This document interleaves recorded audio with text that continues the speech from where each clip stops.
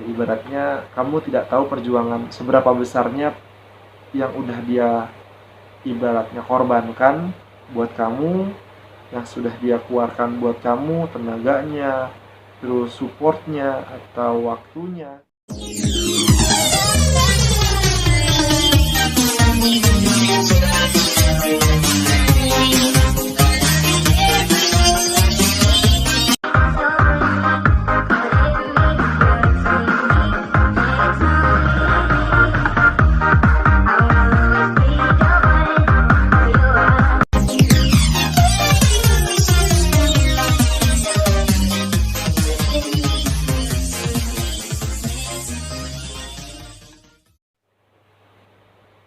Udah ganteng? Oke, udah. Assalamualaikum warahmatullahi wabarakatuh. Kembali lagi di channel kesayangan kita semuanya, channel pelarianmu dengan berjuta kenangan. Oke, kita balik lagi di episode yang memang lagi saya bahas. Episode apa sih itu? Episodenya namanya Terima Kasih Masa Lalu. Jadi di sini saya akan menceritakan tentang masa lalu saya. Saya berterima kasih kepada mereka karena telah hadir di dalam cerita hidup saya ini. Nah, jadinya kemarin kalau nggak salah kita sudah cerita di episode sebelumnya itu kelas 6 sampai 1 SMP ya. Dan sekarang kita akan lanjut di pembahasan 1 SMP karena saya pindah ke pesantren dari sekolah biasa. Dari sekolah biasa saya pindah ke pesantren. Dan dari Tangerang ke Bogor, Cibinong. Nah, untuk kelas 1 ini di pesantren memang awal-awalnya saya memang nggak ada apa sebutannya ya, nggak ada kayak yang menarik karena 1 SMP itu saya masih perkenalan di pesantren karena masih awal-awal banget masuk, jadi masih benar-benar malu gitu. Masih benar-benar malu buat ajak ngobrol karena kan dulu kita di pesantren itu sistemnya kan modern. Jadinya kalau misalkan ngaji dan asrama kita nggak ada campur. Tapi kalau misalkan ada sekolahnya, jadinya kita ini sekolahnya itu satu kelas sama perempuan. Jadinya kita bisa ketemu sama lawan jenis kita.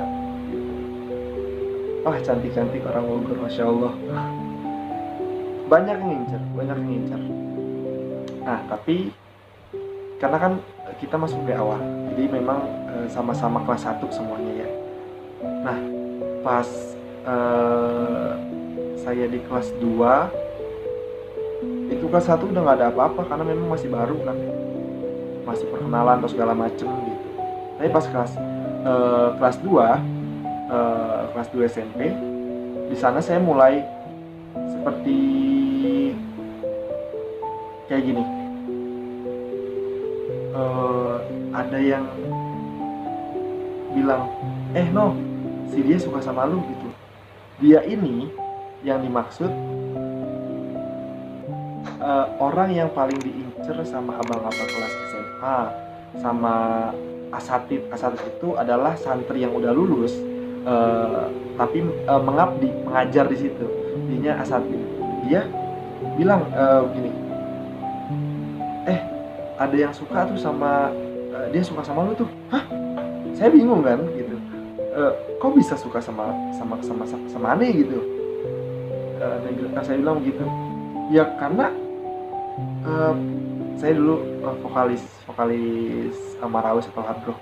Dia memang sering tampil di acara-acara kalau misalkan pondok atau segala macam. Dia suka sama lu, kenapa? Iya, katanya suara lu bagus segala macem gitu. Dan akhirnya saya itu memberanikan diri buat ngechat gitu. sebut nama nggak ya? Pokoknya cantik lah, orang Bogor dia. Ya bukan orang Bogor, tapi ini sekolah di Bogor, jadi bolak-balik dari rumahnya di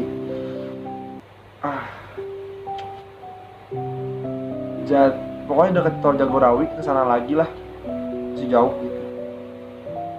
Lupa daerah, lupa. Pokoknya dia cantik, depannya R. Nah terus pas saya ajak kenalan gitu, kenal lebih jauh atau apa ya, PDKT lah. Pas PDKT saya bilang sama dia, kalau apa namanya, mungkin karena udah cocok segala macem, saya bilang, kamu mau pacaran sama aku? Dia langsung jawab bilang mau, karena dia bilang aku juga suka sama kamu gitu. Kok bisa? Ya disebutin tadi gitu. Ternyata akhirnya kita pacaran, rame kan, karena ibaratnya saya yang diam-diam aja, tapi bisa kecantol gitu loh, bisa nyantol orang yang ini. Nah mulai dari situ saya mulai agak, padahal saya dulu kurus banget. Nanti saya tunjukin fotonya yang kurus. Jijik banget sih saya ini ya. Tuh, parah sih, itu parah banget, kurus banget yang ini. Nah yang kayak gitu aja ibaratnya dikasih rezeki gitu, tapi nggak bertahan lama sih emang, cepet.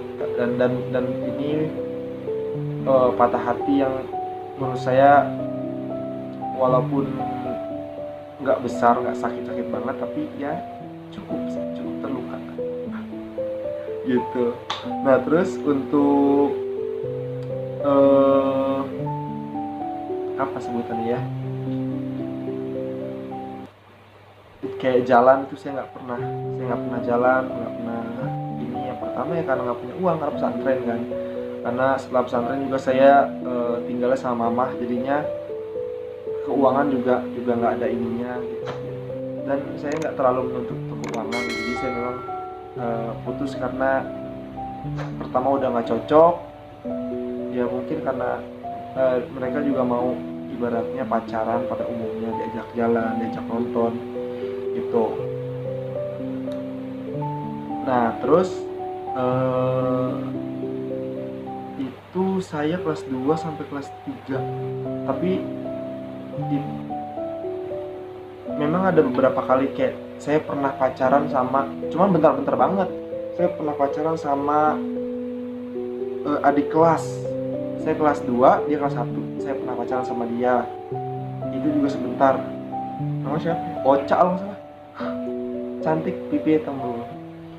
Terus yang kedua, saya pernah juga sama Siti. Dia tinggi badannya, gede. Terus sama Uni, saya manggilnya Uni. Teman-teman nggak manggilnya Uni karena dia orang Padang gitu. Tapi keturunan Arab. Jadi tapi kita nggak lanjut karena memang nggak boleh gitu. Terus saya juga sama keturunan Rasul, ada namanya Salwa Alidrus. Dia adalah adiknya teman saya yang di pondok. Tapi ini kita pacarannya setelah lulus, bukan, setelah saya keluar dari SMP. Saya udah nggak SMP di situ. Kita deket.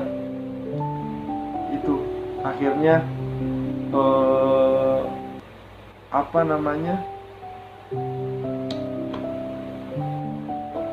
lanjut terus. Kita udah dekat sebelumnya, cuma pacaran gitu.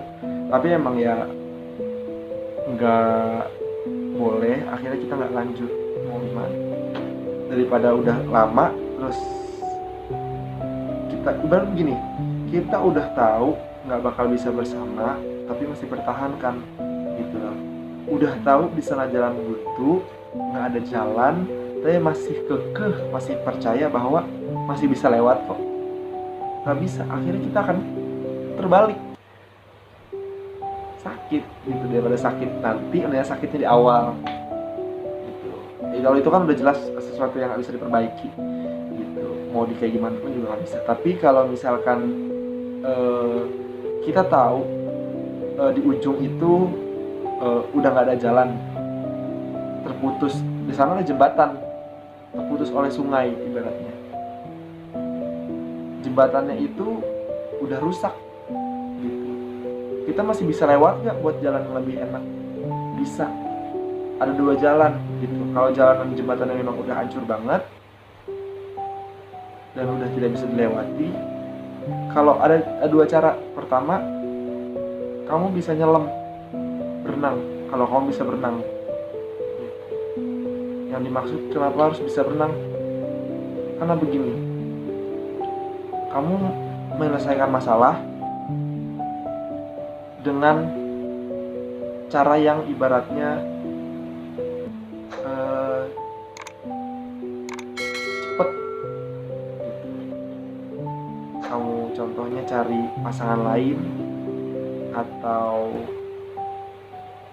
curhat ke orang lain dan berpaling, atau kamu milih yang jembatan.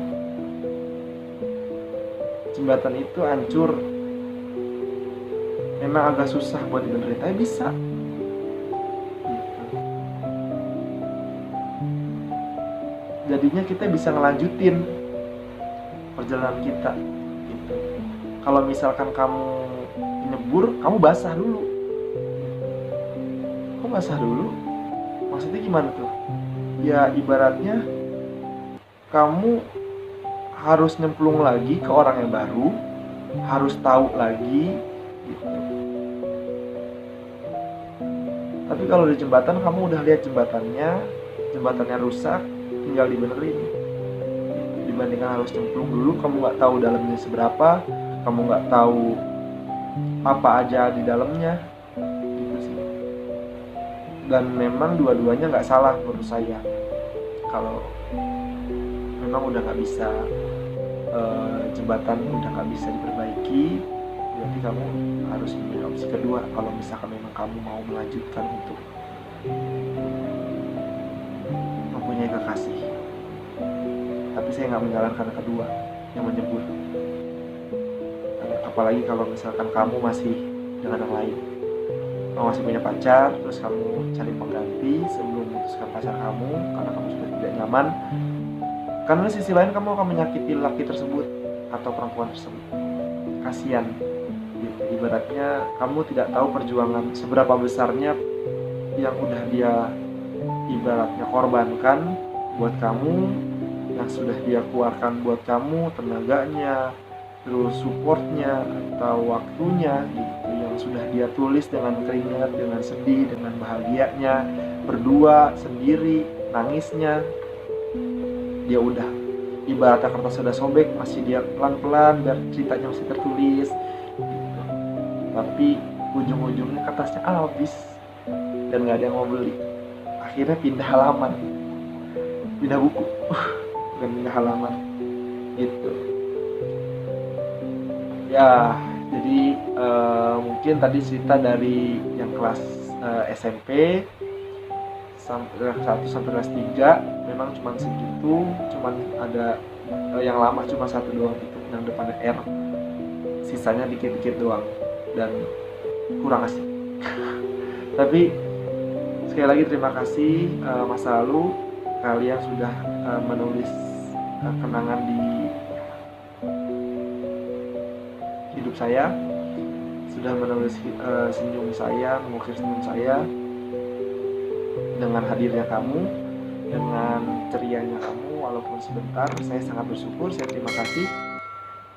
Saya ucapkan terima kasih masa lalu. Saya Putra Alexandria, bertemu lagi di episode selanjutnya di kelas SMA. Mulai kelas 1. Di kelas 1 saya juga punya pesantren, nanti saya ceritain. Oke, mungkin cukup sekian dari saya. Jangan lupa share, like, dan subscribe-nya. Komentarnya jangan lupa, dukung channel kita terus untuk lebih berkembang. Dan kasih inspirasi-inspirasi kalian yang ingin kita lakukan di channel kita ini. Apa sih yang baik buat channel kita, apa sih yang ini, apa sih yang itu gitu.